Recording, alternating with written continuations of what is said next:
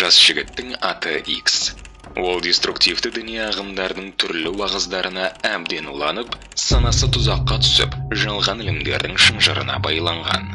X ақ-қараны ажырата алмай, санасына ешқашан орындалмайтын өтірік пен уәденің уы қосылды. Ол қайтып оралмайтын қара түнекке кетті.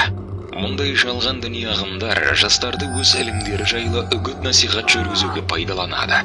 Жастықпен, білместікпен және ең бастысы діни сауатсыздықтың кесірінен жат ағымға арбалып, соқыр сенімнің жетегінде кеткендер оңай олжаға айналады. Ал әлеуметтік желідегі үгіт-насихат теріс ағымды таратушылардың ықпалын күшейтеді. Олардың әрекетін сырттан бақылайды.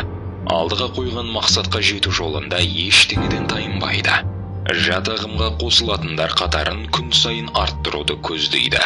Олар адамдарға әкелетін қайғы қасіреттің зардабын ойламайды. Мұндай қақпанға өзгенің ықпалына түскен жалғыз X қана емес. Өкінішке орай, мұндай адамдардың қатары тым көп. Өзгенің жетегінде кеткендерді, теріс ағымның шырмауына түскендерді көруден асқан қорқыныш жоқ.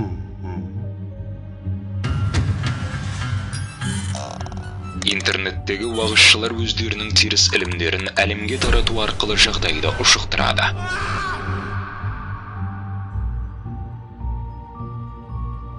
Деструктивті діни ағымдармен күрес Қазақстан үшін басты міндет. Дінтанушылар, мемлекеттік органдар мен Қазақстан мұсылмандары діни басқармасының деструктивті діни ағымдармен күресте атқаратын қызметінің маңызы зор. Шынайы дін бұл адамдар арасындағы бейбітшілік, үйлесімділік пен өзара түсіністіктің бір арнаға тоғысуы. Біз жастарымыздың деструктивті нанымдардың арбауында тура жолдан адасуына жол бермейміз. Сақ болыңыз. Шынайы сенім жалған уәделерге бағынбайтынын ұмытпаңыз.